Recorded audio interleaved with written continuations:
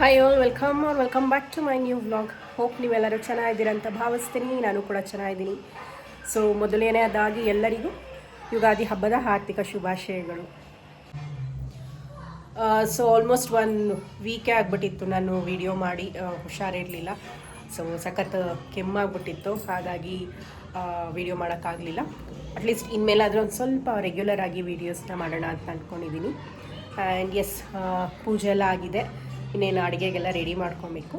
So S, ಇವತ್ತು ನಮ್ಮನೆ ಪೂಜೆ ಹೇಗಿದೆ ಅಂತ ಒಂದು ಸತಿ ತೋರಿಸ್ತೀನಿ ಬನ್ನಿ. ಎಸ್, ಸೊ ಈ ಥರ ಸಿಂಪಲ್ಲಾಗಿ ಮಾಡಿದ್ದೀನಿ ಪೂಜೆ. ಮಾಮೂಲು ಬೇವು ಬೆಲ್ಲ ಅದನ್ನು ನೈವೇದ್ಯಕ್ಕೆ ಇಟ್ಕೊಂಡಿದ್ದೀನಿ, ಹಣ್ಣು ಕಾಯಿ ಜೊತೆ.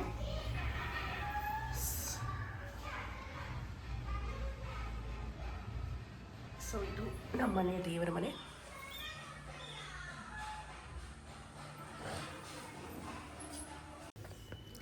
ಆ್ಯಂಡ್ ಇದು ನಮ್ಮನೆ ತಲೆಬಾಗ್ಲು. ಸೊ ಅಥರ್ವ ಮಧ್ಯ ಹೊಸಲೊಂದು ಪೇಂಟ್ನ ಕಿತ್ತಾಕ್ಬಿಟ್ಟಿದ್ದಾನೆ.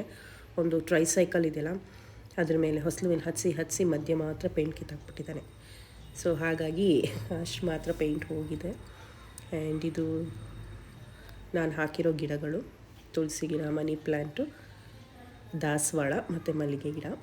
ಮಲ್ಲಿಗೆ ಮಗು ಎಷ್ಟು ಚೆನ್ನಾಗಿ ಬಂದಿದೆ ಈ ಸತಿ ಅಂದರೆ ಫುಲ್ಲು ಖುಷಿಯಾಗಿಬಿಡ್ತೆ ನನಗೆ. ಸೊ ಗಿಡದಲ್ಲೆಲ್ಲ ಬರೀ ಮೊಗ್ಗೆ ಇದೆ. ಇನ್ನು ನನಗೆ ಅರಳಿರೋ ಹೂವು ಇನ್ನೂ ಸಿಕ್ಕಿಲ್ಲ, ಇನ್ನೂ ಮೊಗ್ಗಾಗ್ತಾಯಿದೆ. ತುಂಬ ಚೆನ್ನಾಗಿದೆ ನೋಡೋಕ್ಕೆ. ಅದು ಹತ್ತಿರ ಹೋದ್ರೇ ಒಂಥರ ಅಂತ ವಾಸನೆ.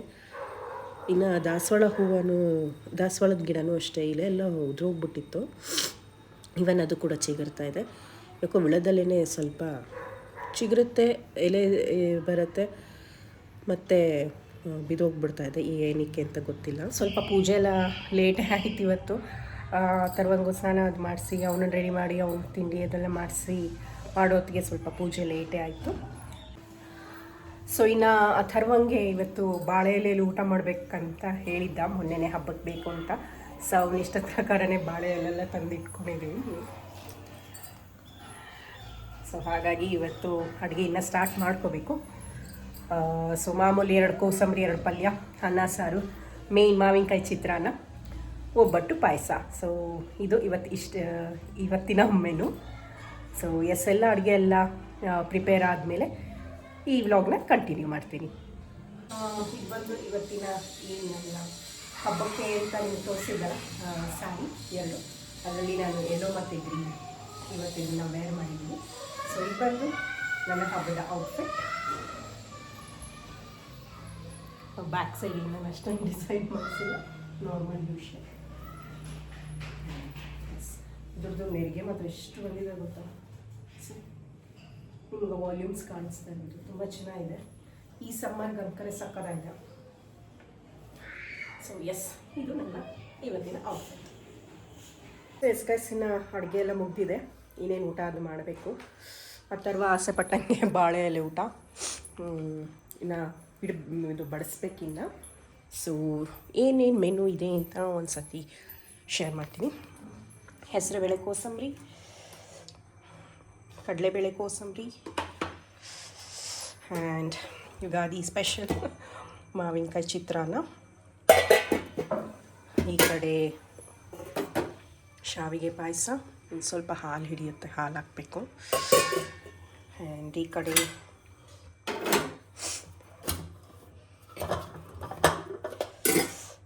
ಸಾರು, ಆ್ಯಂಡ್ ಇಲ್ಲಿ ಬೀನ್ಸ್ ಪಲ್ಯ. ಬೀನ್ಸ್ ಪಲ್ಯದ ಕೆಳಗೆ